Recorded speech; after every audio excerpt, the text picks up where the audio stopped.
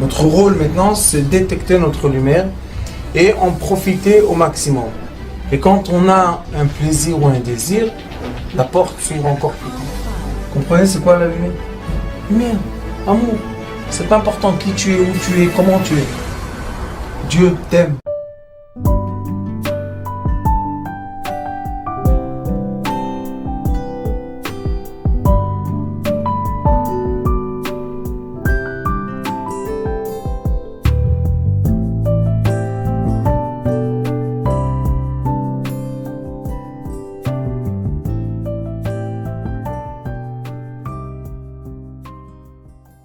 Fête de Shavuot et la fête de la Torah. Et la fête de la Torah, il est écrit Chaz Beoraita Ve'bara Alma. Dieu a regardé le monde, la Torah, et il a créé le monde. Maintenant, on doit se poser une question. Comment s'est fait cette création? Est-ce que cette création a été une création, comme veulent dire beaucoup de gens, que maintenant, quand il a dit, il y a un arbre, il y a eu un arbre, il y a une poule, il y a une poule, il y a une vache, il y a une vache, ou bien la création a pris un certain temps pour que tout ce qui doit exister se développe à son temps. On voit que dans les 10 commandements qu'on a reçus, Baruch Hashem, par Moshe Rabbeinu qui était dans le ciel, là-bas il y a les 10 commandements, et après Moshe Rabbeinu aussi a reçu une Torah écrite, et après la Kadosh Baruch Hu lui dit, tu vas écrire cette Torah en 70 langues et tu vas la donner à tout le monde. Cette Torah est la Torah qui est entre les êtres humains. Ça s'appelle la Torah orale, écrite, excuse-moi. C'est les 5 commandements qui sont à gauche, et les 5 commandements qui sont à gauche parlent de l'être humain: ne vole pas, ne tue pas, n'aime pas ce qui n'est pas à toi, et on a les 5 commandements qui sont les commandements divins. Anochi Hashem, lo yelecha, kavel et avicha v'et imecha, il y a là-bas le Shabbat. Okay? C'est les commandements qui sont les commandements divins. Est-ce que Akadosh Baruch Hu, qui est tout puissant et possible de tout, pourquoi lui-même a décidé de diviser cette sagesse qu'il a, qui s'appelle Mochin et Laïn? Pourquoi il a décidé de la diviser en 10 et nous donner 10 choses principales, et après nous donner une autre Torah, que dans cette Torah-là il y a beaucoup de mots, et tous les mots sont écrits à la racine d'une lettre qui s'appelle Yud. Et on voit que, en effet, Akadosh Baruch Hu nous a montré qu'il a les forces concentrées et les forces dilitées. D'accord? Il y a une lumière très forte qui s'appelle la lumière divine, et on voit que cette lumière-là a eu un choix de quoi? De ne pas s'imposer dans le monde comme elle est, mais de se diluer. Est-ce que cette lumière-là, elle a été perdue dans la force qu'il a écarté, et vous savez que quand on prend une torche et on illumine le vide, on voit rien du tout. Vous allez à la plage, vous prenez une torche et vous illuminez l'air qui est devant vous, vers la plage. Qu'est-ce que vous allez voir? Rien. Rien du tout. Ah bon? Rien. Vous allez vous retourner vers le mur, vous allez illuminer le mur et vous allez voir beaucoup. Parce que la lumière, elle a un caractère qui est très intéressant. Elle va avec aucune force nulle part, où on ne la veut pas, elle n'existe pas. Et quand on projette la lumière, elle s'écarte. La différence que tous les autres matériels qui se contractent. La lumière, elle se diffuse. À la fin, on voit seulement des toutes petites parties de lumière, toutes petites parties. Les photons sont toutes parties. Et ces photons-là, qu'est-ce qu'ils ont dedans? C'est ça la question. Est-ce que Baruch Hashem Akadosh Baruch Hu, le jour très puissant Matan Torah, Chag Shavuot, est-ce que Akadosh Baruch Hu, cette lumière qu'il a donnée, est-ce qu'elle atteint toute existence ou pas? C'est la question. Il y a des façons qu'on peut penser que non, il y a des façons qu'on peut penser que oui, mais ce qui est le plus important, c'est dans la vie, quand on dit quelque chose, il faut le prouver. On ne peut pas dire des choses comme ça. Alors je vous ai emmené ce schéma. J'ai une certaine façon d'expliquer ce que je vous montre là, que cette façon-là veut dire qu'en effet, tout est tout le temps dans le reflet de tout. On voit tout dans tout, et tout a le reflet dans tout.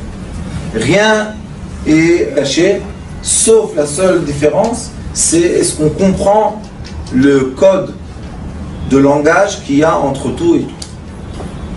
Dans les livres de Kabbalah, il est écrit que Akadosh Baruch Hu, ça s'appelle Or, lumière. Et la lumière, c'est l'éclairance qu'on a dans notre cerveau. On se pose la question où elle est, où elle se situe dans notre cerveau. Et la deuxième question est, est-ce que l'être humain et le cerveau peut influencer tout ce qui existe ou pas? Quand on étudie la physique quantique, quand on étudie ici la médecine quantique, on dit, et on doit prouver aussi, mais on dit que le cerveau humain a l'influence sur tout. De l'atome à la cellule, à la molécule, au poisson, à tout. Mais pour comprendre que l'être humain, son cerveau a l'influence, l'impact sur tout, ça veut dire que le cerveau de l'être humain a aussi été imprimé par un cerveau qui est au-delà de lui. Est-ce que le cerveau qui est au-delà de nous se comporte de la même façon que notre cerveau? Et c'est pour ça que toute l'existence terrestre se comporte comme un cerveau. Et c'est la conclusion que quand on dit qu'à Matan Torah, Akadosh Baruch Hu a donné la sagesse en 10 commandements, 5 commandements qui sont spirituels et 5 commandements qui sont matériels, ça veut dire que tout maintenant doit se comporter comme ça. Le cerveau humain est divisé par deux, l'hémisphère droite et l'hémisphère gauche. L'hémisphère droite, c'est l'hémisphère qui est quoi? Qui est tout ce qui est sensible, créativité, imagination, unition. Le cerveau humain a le côté droit et le côté gauche, c'est quoi? C'est tout ce qui est logique, langage, raisonnement, et etc. Ce qu'on représente ici, c'est ce qui est dans la psychologie aussi moderne, même d'après la Torah, c'est que les femmes sont du côté gauche. Pourquoi? Parce qu'elles ont créé leur corps en récipient. Et les hommes, c'est du côté droit parce que leur corps est créé en extérieur et l'intérieur. Quand ils sont ensemble, l'extérieur est tenu par l'intérieur. C'est comme ça la vie, qu'est-ce qu'on peut faire? Alors c'est pour ça que ça marche un peu comme ça. Donc, dans le jour de Matan Torah, Akadosh Baruch Hu, qu'est-ce qu'il a vraiment donné? Il nous a donné comme une clé qu'on va dire qui est universelle. Tout est représenté dans le cerveau humain et le cerveau humain représente tout. Donc on voit que même quand on a reçu la Torah, Moshe Rabbeinu a reçu 2 pierres de Torah, pas une. Ça veut dire qu'il y a une pierre qui disait tout ce qui est spirituel, masculin, et une pierre qui disait tout ce qui est matériel, féminin. C'est le côté droit et le côté gauche. Lo, c'est où? Gauche. Gauche de la Torah. Lo ta'aseh, lo tirtzach, lo tignov, lo tachmod. Lo. C'est quoi lo en hébreu? Non. C'est quoi non? Barrière. Jusqu'à là. C'est quoi une femme? Le récipient nous donne les limites.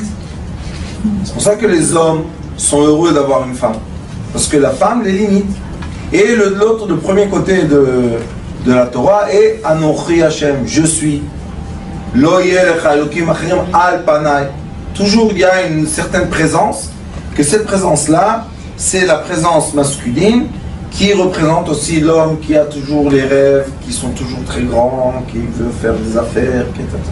Et à la fin, les résultats ne sont pas tellement grands comme les paroles de l'être. Alors ici, on voit dans ce schéma que le cerveau humain, on a l'habitude tout le temps qu'on le montre comme ça. On lui dit le cerveau humain est comme ça. Toujours on nous montre le cerveau humain comment? Droit, vertical. Mais maintenant, si on tourne le cerveau humain horizontal, maintenant on commence à comprendre beaucoup de choses.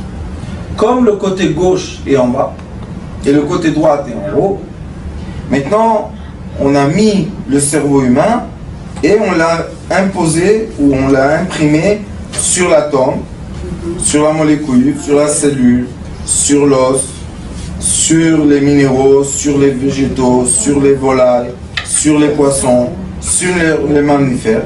Et on voit qu'il y a l'impression d'un cerveau sur toute l'existence terrestre.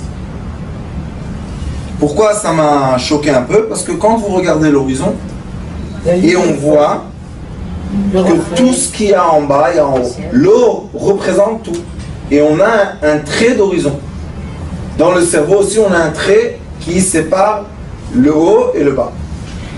Et comme dans ce monde-là, quand on regarde l'horizon, tout ce qui est en bas, c'est du liquide et de la terre. Tout ce qui est en haut, c'est des couleurs et du ciel. D'accord? Ça, c'est ici. Après, on a ce médaillon que je vous ai dit beaucoup de fois, qu'il a des puissances très fortes. Ça, le médaillon de... Et ce médaillon-là, si on le met exactement au milieu, on peut le couper en deux. Et on voit que tout ce qui est en bas est en haut. On monte en haut. Ça, c'est notre cher ami Chai qui m'a dit, Rav, c'est pas seulement en bas, c'est en haut aussi. Je lui dis, montre-moi. Il m'a dessiné la galaxie de lumière et le trou noir d'énergie. Et on voit qu'eux aussi, ils sont ronds. Ils se divisent par deux, exactement. Et maintenant, on a le côté haut et le côté bas. Donc, tout ce qui est en haut existe en bas.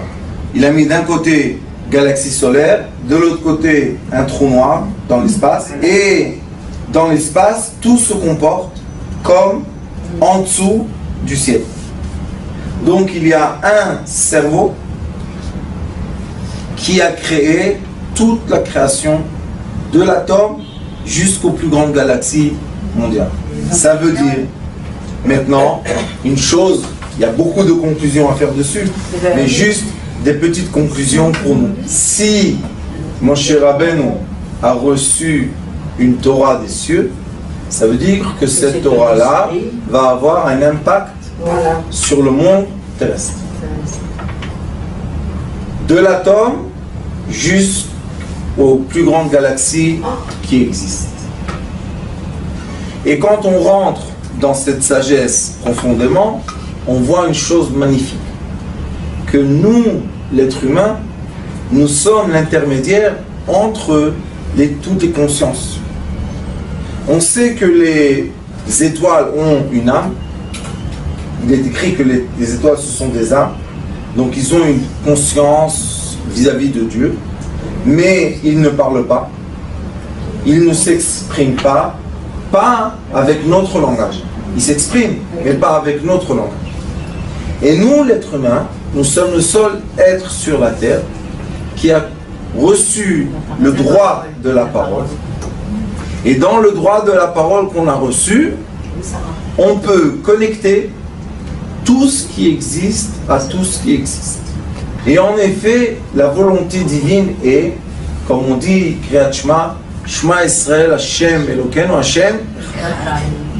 Akadosh Baruch Hu veut qu'on arrive à faire des efforts du cerveau tellement qu'on arrive à comprendre et expliquer logiquement et prouver qu'en effet la conscience est une conscience. Maintenant cette conscience elle voyage dans toutes les existences possibles. Elle peut être un atome, elle peut être le proton, elle peut être l'électron, elle peut être le photon, elle peut être un être humain, elle peut être un animal, elle peut être un minéraux, elle peut être végétaux, elle peut être une étoile, elle peut être une galaxie. On peut l'imprimer partout et commencer, ce qui est le plus important à comprendre, connecter avec tout ce qui existe. Parce que dès que je mets ce schéma sur une fleur, sur un fruit, sur un manger, sur une lettre, sur tout ce que je vais mettre qui existe, je vais mettre le schéma, je vais avoir la possibilité de parler avec lui. Pourquoi? On est influencé par tout et on peut influencer tout. Nous sommes la connexion entre une sagesse et l'autre qui n'ont pas forcément le même langage. Mais nous, l'être humain, comme Baruch Hashem, on a eu la chance de la parole et on peut se communiquer les uns avec les autres, on peut se dire des choses, on peut étudier des langues, on peut avoir des idées gigantesques et on peut parler avec une petite fourmi. Un être humain avec son même cerveau, il peut inventer l'Internet et de l'autre côté, il peut avoir une difficulté de manger une glace. Le même être humain. On se dit, mais d'un côté, tu es un génie, vous savez, les gens, professeurs, ils vous disent des équations de... Tu te dis, oh, et à la fin, on lui dit, monsieur, pourquoi vous êtes dans une dépression? Parce que mon chat, il veut plus manger. Alors on se dit, qu'est-ce qui se passe ici? Ça va pas la tête? Ça va très bien la tête. Exactement. La tête va très bien. Pourquoi? Parce qu'il se comporte exactement comme notre tête est créée. Il y a un côté droite qui est un côté super grand et il y a un côté gauche qui est un côté étroit qui veut dire je veux formaliser tout ce qui est autour de moi. Je veux transformer toute sagesse en forme d'étude, en forme de logique que je puisse comprendre. Et ça, c'est un grand cadeau qu'on a reçu ce jour-là de Shavuot. Il est écrit que la nuit de Shavuot, c'est pour ça qu'on fait le tikkun toute la nuit, on reste éveillé, et le matin on fait la prière très tôt. Il est écrit que dans la nuit de Shavuot, le Keter, qui est le summum des 10 attributs, se révèle où? Dans le Malchut, dans l'attribut la plus basse, on va dire. Mais quand on étudie Sefer Yetzira, on voit qu'il est écrit là-bas que le Keter et la Malchut, ils sont le Keter et la Malchut. Qu'est-ce que ça nous donne, vous savez? Au lieu de regarder un trait droit, on doit voir une hémisphère fermée. Si le Keter et la Malchut, et lui c'est le plus haut, elle c'est la plus basse, donc ils se rejoignent. Et comme ici il y a des sphères, alors il ne peut pas les dépasser. Qu'est-ce qu'ils font? Autour. Ils se joignent comme ça. Ils se contournent. Ça veut dire que ce monde-là est rond, pas par hasard. Il y a une bonne raison. Et qu'est-ce que est le Keter? Le Keter est, ce que je vous ai dit, la lumière qui s'est diffusée par le Chokhmah, diffusée. Et à un moment, si cette lumière n'aurait pas été capté dans un récipient qui s'appelle Bina, on aurait perdu la signification de cette lumière. Et comme cette lumière veut imprimer ce monde, donc elle ne peut pas partir, et à la fin, on ne la capte pas, puisqu'elle devient des... Mais qu'est-ce qu'il a fait à Kadosh Baruch Hu? Devant la Chokhmah, il a mis la Bina. C'est quoi la Bina? La mer céleste. Et la mer céleste, c'est un puits avec des limites. Alors il a dit à la sagesse céleste, quand tu veux t'exprimer, exprime-toi pas dans le vide. Tu dois t'exprimer dans la Bina. C'est pour ça que chaque homme dans le monde, quand il veut exprimer ses pensées qui sont très larges, il doit les exprimer dans des limites, sinon les gens n'arrivent pas à capter et n'arrivent pas à acheter cette marchandise. C'est une marchandise qu'on ne peut pas critiquer. Alors à quoi ça sert cette sagesse? Mais si on arrive à transformer une sagesse à quoi? Une réalité, alors cette sagesse est très valable. On peut la vendre, on peut l'acheter, on peut l'utiliser. Regardez, on a tous les petits portables à iPhone. Et dans l'iPhone, il y a plein de sagesse. Ça n'arrête pas tous les jours. Et les gens disent, c'est dangereux, c'est pas bien. C'est pas bien parce que toi, tu n'utilises pas bien. Mais c'est très bien aussi. Si on l'utilise comme il faut, c'est très bien. Au lieu de se perdre avec un taxi ou dans un bus, on ne sait même pas comment demander au chauffeur où arrêter. On rentre dans l'application et on voit où il s'arrête. Ça nous parle en français. On s'arrête à la gare qu'il faut et ça va. On n'a pas perdu une journée à se perdre. Et dans plein de domaines, on voit que ça nous aide beaucoup. Sauf la question est comment on applique la sagesse céleste. C'est pour ça que Akadosh Baruch Hu a dit à Moshe Rabbeinu, dans les premiers Luchot Abrit, dans les premières pierres, c'était des pierres célestes et l'écriture céleste. Et Akadosh Baruch Hu a vu qu'on ne peut pas supporter ça. Quand il a fait trop de Kedusha, il y a eu le Vaudor. Donc le monde n'a pas supporté quand le monde céleste s'imprime dans le monde terrestre. Il va recevoir une lumière négative qui va le mettre en équilibre. Ouais. La lumière négative est quoi? Et le mal. Mais le mal n'existe pas. C'est juste des forces qui n'arrêtent pas de nous mettre dans l'équilibre. D'accord? C'est tout le temps. Après, qu'est-ce qu'il a dit à Moshe Rabbeinu? Dans les deuxièmes tables, il lui a dit, emmène-moi de la pierre de la terre et je vais écrire dessus dans le ciel. Ah, maintenant, c'est ça, il n'y a pas de problème. Moshe Rabbeinu, tu m'emmènes ce qui est terrestre, j'imprime le code céleste et tu fais descendre en bas. Et là, tout le monde est content. Pourquoi? Parce que nous, les êtres humains faits de la terre, on n'arrive pas à comprendre dans notre cerveau ce qui est seulement lumière, puisqu'on est moitié terrestre et moitié céleste. C'est pour ça que vous avez eu raison quand vous avez regardé tout à l'heure. Vous avez dit, alors tout a un bas et un haut. Bien sûr que tout a un bas et un haut. Et tout aussi a quoi? A des polarités. Tout ce qui a polarité, ça veut dire on a toujours le nord et le sud. On a le plus et on a le moins. On a le haut, on a le bas. On a le positif, on a le négatif. Est-ce que positif et négatif veulent dire quelque chose de mal? Non. Le positif et négatif, c'est juste un nom qu'on a donné à deux polarités. On pourrait l'appeler orange et abricot. Chacun fait ce qu'il veut. Mais ça ne veut pas dire que c'est pas bien. Il y a eu un langage céleste qui s'est imposé sur ce monde et on arrive à utiliser ce langage pas mal pour arriver à se contacter, à être ensemble, avoir des enfants, créer des familles. Baruch Hashem. Il y a une Mishnah qui est Masechet Chagiga. La Masechet Chagiga, c'est une Mishnah qui parle un peu de choses célestes. Il n'y a pas beaucoup de Mishnayot qui parlent un peu dans les cieux. Et là-bas, la Mishnah dit qu'il y a la sagesse de Bereshit, qui est une sagesse qui est égale, Beshnaim, Bereshit, l'omdim Beshnaim. Ça veut dire qu'il y a toujours une équation qui a au milieu égalité, et l'égalité est un signe de deux traits. Pourquoi deux traits? En haut et en bas. Égal. S'il fait deux traits, pourquoi tu dis égal? Parce qu'il représente égalité entre le bas, pôle nord, pôle sud, l'est et l'ouest. Tout s'égalise partout. Ça, c'est la mathématique. Après, il est écrit U'maaseh merkava beyechid. Il y a une sagesse qu'on peut étudier seulement seul.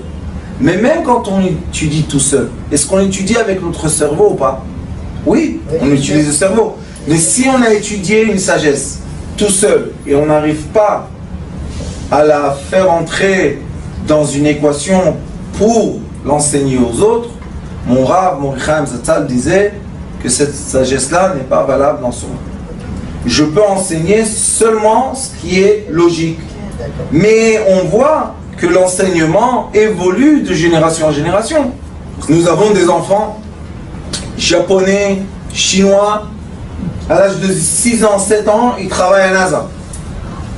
Déjà, ils programment des ordinateurs que nous, on ne sait même pas qu'ils existent encore. Eux, déjà, ils les programment. C'est quoi ça? C'est transformer la sagesse céleste en équation terrestre. Grâce à quoi? Grâce à ce cerveau magnifique qu'on a, qui est un côté gauche et un côté droite. Et si vous regardez intérieurement dans ce côté gauche et côté droite, si vous allez effacer les couleurs, vous allez recevoir ici au milieu, dans le noir, vous allez recevoir le signe de l'égalité. Maintenant, se pose la question, où passe le savoir qui est égal? Le signe de l'égalité ressemble, si vous faites attention, à un pont. Il a deux côtés, le pont il a toujours deux côtés, et on roule au milieu. Est-ce qu'entre l'hémisphère gauche et l'hémisphère droite, est-ce qu'il y a une certaine existence? Ou c'est rien que du liquide?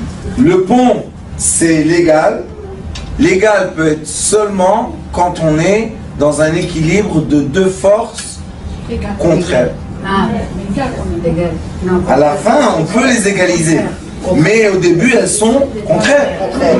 Le cerveau gauche est contraire au cerveau droit. Alors comment, quand même, ils vivent dans notre tête? Ça devait un sortir de l'oreille gauche et un sortir de l'oreille droite. Mais ça reste. Alors pourquoi ça reste? Il y a un produit qui est entre les deux hémisphères, qui est comme un pont. Il se comporte comme un pont. Et là-bas, dans ce produit-là, il y a le silence. Il y a la paix, il y a l'égalité, il y a l'empathie, la tolérance, oui. La tolérance, c'est au milieu. Pourquoi? Parce que dans la tolérance, on accepte le droit et le gauche. Et je veux poser une question. Pourquoi on doit les accepter? Parce que tout le monde est la création de Dieu. Chaque personne est la création comme elle a été créée. Alors qu'est-ce que tu te mêles? Alors qu'est-ce qui reste à faire entre nous? S'accepter. Et comment on peut s'accepter? En s'aimant. L'aimant, qu'on dit en aimant en français, il y a deux significations. L'amour, en aimant, et l'aimant, attirer. C'est pas l'attirance seulement, c'est de tenir dans ses bras les deux différences. Tu es capable de tenir la polarité plus et la polarité moins dans tes mains. Est-ce que dans notre corps il y a une polarité aussi? Pourquoi? Le cœur, quand il pousse le sang, il le pousse dans les artères, pas dans les veines. Donc il y a un tuyau qui sort vers la main, qui fait le tour et qui retourne en étant quoi? Dans les veines. Le sang passe d'un côté à l'autre et il se purifie dans les poumons, dans le foie, dans les reins. Il y a un cycle de vie qui a un sens. Et c'est pour ça que les gens qui étaient avec moi dans le désert, je leur montre là-bas sur leur corps, avec la pensée, avec la parole, avec l'action, qu'on a un sens dans notre corps, et ce sens-là veut dire la vie, et le sens contraire veut dire l'inverse de la vie. Donc, si on veut atteindre toute existence, on est obligé de faire entrer dans notre tête, dans notre cerveau, la sagesse de la Torah, qui est la sagesse de quoi? De l'égalité entre les polarités. Comme sur la Terre, on a l'équateur. L'équateur est le trait de quoi? Du milieu, qui veut dire je fais l'équilibre entre les deux polarités. Dans ma tête, j'ai le milieu, ça s'appelle le troisième cerveau, qui fait encore une fois l'équilibre entre les deux polarités. Et dans l'atome, et dans la molécule, et dans la cellule. Partout on voit qu'il y a un point commun, et ce point commun a une hémisphère haute qui est l'hémisphère qui veut grandir, une hémisphère bas qui veut rapetissir, et quand on prend un fruit, ou bien même un verbe, et on veut que ce verbe soit stable sur la table, regardez comment il est fait. En haut c'est large, et en bas c'est étroit. Si on prend le milieu, on va prendre tout ce qui est en dehors de l'égalité. Vous allez voir que le verbe, tout ce qui sort dehors, s'égalise avec tout ce qui est rentré dedans. J'ai juste un verre dans la main. Je cherche le juste milieu qui est à peu près là. Maintenant, je coupe tout ce qui est extérieur. Voilà, qui se forme ici comme un triangle. Ce triangle-là, si je le découpe et je le descends en bas, il va être exactement le triangle qui me manque de là à là. Pourquoi c'est comme ça? Parce que tout est en équilibre. Si on coupe le juste milieu, et on a maintenant ici un espace, on coupe l'espace et on veut rester juste sur un verre tout droit. Qu'est-ce qui va se passer? Ce qui est de plus en haut sera égalisé en bas. Ce qui est de moins. C'est tout. La vie est simple et bête. Donc on comprend hein, les règles. Alors maintenant, quand on va trop manger des spaghettis, et on a trop mangé ici, ce cerveau est trop encombré, qu'est-ce qui va se passer là? On va aller dormir. Ce cerveau a fait la digestion, il a évacué ce qu'il ne fallait pas évacuer, hop, on se réveille. On se réveille. Qu'est-ce qui s'est passé? Pourquoi tu te réveilles?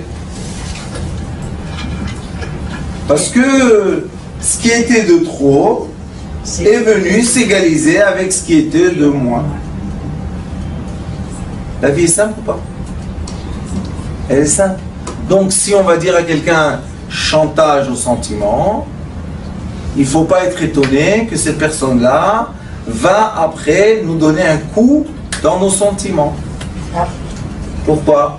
Parce qu'on a pris dans le chantage au sentiment les sentiments qu'il ne fallait pas prendre naturellement. Et maintenant, ce qu'on a pris de plus, on va recevoir de moins. Et les mamans pleurent. Pourquoi? Les enfants sont fâchés avec nous. Soyez ashkénazes un peu, vous allez voir qu'il n'y a pas de mérivote avec les enfants. Non. Pourquoi? Parce qu'on est juste comme ça. Et on ne veut pas rentrer dans le plus et dans le moins. Ça ne nous sert à rien. Aujourd'hui, une dame m'a dit, j'étais gentil avec ma belle-fille, tous les Shabbat, je lui ai fait du bien, je lui ai fait à manger.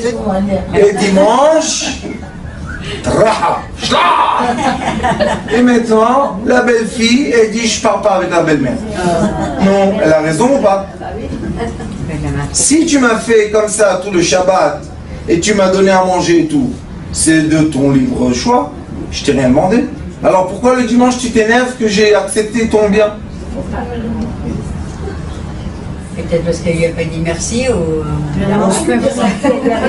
Mais c'est exactement le problème. Si tu as donné, c'est pour comprendre. Si on a pris, pourquoi tu t'énerves que tu as donné? Non, parce qu'on attend, on retourne. On attend au retour, c'est pas bien aligné, c'est bien déformé, mais pas aligné. Quand c'est aligné, on n'attend rien en retour. Alors qu'est-ce qu'on dit? Elle est mal éduquée, la petite. Elle a 50 ans. La petite, elle est mal éduquée. Elle vient pas de bonne famille, la petite. Elle a 50 ans. Pourquoi elle vient pas de bonne famille? Qu'est-ce qu'il y a? Tu maudis la famille de ton fils et de tes enfants? Petits-enfants? Ah non, non, mes petits-enfants, ce sont mes petits-enfants. J'ai dit oui, mais c'est les enfants de la femme aussi, hein? Ah bah oui. Ben, ça se voit pas, hein? Oh là, ça se voit pas, là. Qu'est-ce qu'il y a? Il faut égaliser nos sentiments pour bien vivre sur la terre. Nous sommes le cachet de tout ce qu'il y a autour de nous. Tout ce qu'il y a avant nous. Tout ce qui est avant nous nous a imprégnés. Mais après nous, nous sommes la continuation de tout ça. Ça veut dire que toute l'existence qu'on voit, qu'on perçoit, est une existence qui était où? Dans notre cerveau, gravée bien avant nous. Donc, tout ce qu'on voit autour de nous, nous représente. Quand nous, on change intérieurement, tout ce qui est autour de nous change extérieurement. Si, par exemple, une personne déclenche une agressivité sans le vouloir, sans avoir rien fait, ça veut dire qu'elle est en faute elle-même. Ça veut dire, Baal Shem Tov HaKadosh, Parashat Bereshit dit, c'est pas possible de voir quelque chose qui n'existe pas en moi. Et quand on parle avec les gens des discussions très profondes, on voit que les gens acceptent que tout ce qui est dans leur univers imaginaire se déclenche ou apparaît dans l'univers pas imaginaire du tout. Et après, on crie sur ça. Et par ça, pourquoi tu cries sur ça? C'est déformé. Oui, ton univers est déformé. Oui, mais c'est comme ça qu'il le perçoit, lui. Alors, pourquoi il crie? Parce qu'il ne veut pas accepter que son univers est sa réalité. Tout vient de nous. Et chacun de nous perçoit sa réalité d'une autre façon. Maintenant, ça c'est très intéressant. Pourquoi? Parce que si je prends cette bouteille et je la vois seulement de mon côté, dans mon côté, il est écrit en anglais. Alors on dit, eh ben dis donc, hein, ils ne peuvent pas en Israël produire du jus, ils sont obligés de faire importation, et c'est pour ça que l'économie est en... Et Rabbanit Lina, elle dit, Rav, qu'est-ce qu'il y a? C'est marqué en hébreu. C'est marqué en hébreu. Je dis, où marqué en hébreu? La bouteille. Je regarde encore une fois, je vois de l'anglais. Je dis, Rabbanit Lina, à ton âge, lunettes. Elle me dit, non, non, vraiment, j'ai pas besoin de lunettes. Je te dis, c'est marqué en hébreu. Et on peut se disputer comme ça, des générations et des générations. C'est ce que l'être humain fait quand il ne veut pas croire ou comprendre que notre cerveau est créé pour unir l'existence et non pas pour la séparer. La preuve que dans une tête qu'on a, qui nous équilibre notre vie, on a le côté droite et le côté gauche qui sont complètement à l'opposé l'un de l'autre. C'est le pôle nord, le pôle sud, c'est la polarité plus, la polarité moins. Alors au lieu de dire non, non, non, non, non, on doit utiliser le cerveau et le dire oui, oui, oui. Rabbanit Lina, je tourne la bouteille et je veux regarder ce que toi tu vois. Et quand je tourne la bouteille, qu'est-ce que je vois? C'est écrit en hébreu. Oh oh. Alors pourquoi tu as crié des années que ça n'existe pas en hébreu? Parce que tu as reçu des calories de Yetzer Hara ou Yetzer Tov, et au lieu de les utiliser de façon positive, tu les as utilisées de façon négative. Quelle est la façon négative d'utiliser les énergies? C'est se séparer.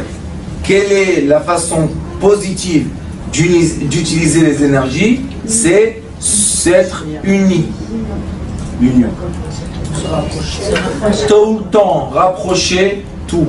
Jamais écarter et séparer. Tout le temps rapprocher les choses. Et quand les choses sont proches, il y a un vocabulaire, il y a une connexion. La connexion fait la force. Cette force-là, c'est une force qu'on a besoin, c'est une force vitale. D'accord? Si on a besoin de cette force vitale, donc notre cerveau est le cachet de toute l'existence qu'on va percevoir réellement. Et aussi est le cachet de toutes les existences spirituelles qui nous ont été avant nous. Ils nous ont précédés. Alors maintenant on peut comprendre pourquoi le cerveau est rond. Parce que la Terre est ronde. Et quand les hémisphères sont ronds, tout point touche tout.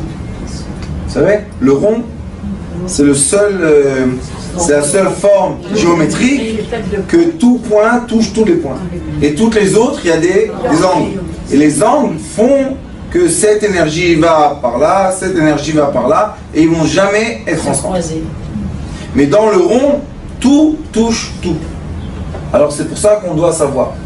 Erev Chag HaShavuot, qui est la fête de Kabbalah de la Torah, on est dans le monde de la Malchut, qui est le monde de quoi terrestre, et le monde de la Malchut représente le monde céleste du Keter. L'atome est créé exactement comme quoi?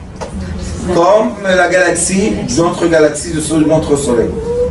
Tout tourne autour d'un soleil très fort. Dans l'atome aussi, il y a un soleil très fort au milieu qui tient tout. Dans la Terre, il y a au milieu un soleil très très fort qui est très très chaud, qui tient tout. Donc tout est tenu par tout. Pense maintenant comme tu veux ou comme tu as besoin. Hein? Rêve les bonnes choses qu'il faut rêver, tu vas les trouver dans la réalité. Tu rêves, tu navigues dans un espace qui est négatif, tu vas recevoir un monde négatif. Mais comme il y a un pont au milieu, tu peux toujours passer du positif au négatif et le négatif au positif. Disait mon grand-père, le Cohen Djerbien, il avait les mains comme ça, vous connaissez les mains de Djerbien, grandes comme ça. Alors il disait, mon fils, le juste milieu. Il faisait toujours comme ça avec ça. Le juste milieu. Maintenant, je commence à comprendre, parce que dans le sudjok aussi, c'est la médecine qu'on enseigne, on a un trait au milieu de la main. Ouais. Il y a un trait qui coupe la main en deux. Ce trait-là représente le haut et le bas. Si je pense de façon logique, je suis en bas du trait. Si je pense de façon rêve, imagination, je suis au-delà du trait. Ouais, regarde au milieu. Il y a un trait au milieu de la main. Exact. Voilà, c'est ça, voilà. Pourquoi il y a un trait au milieu de la main? Mets le trait en bas, mets le trait en haut. Pour nous montrer que quoi? Que le monde est divisé par deux. Et aussi dans la main, on a deux hémisphères, supérieur et inférieur. J'espère que ce cours de Torah qui explique un peu ce grand secret que Bezrat Hashem va développer ensemble, vous donne la sensation, un aperçu du monde qui nous entoure, qui veut dire qui est quoi? Le miroir de l'espace qu'on a dans le cerveau nord. Et si dans le cerveau nord, on ne change pas d'hémisphère, et on ne change pas de sphère, et on ne change pas d'univers, alors le cerveau sud, le cerveau gauche, ne sait rien faire. Il sait, mais il ne sait pas changer.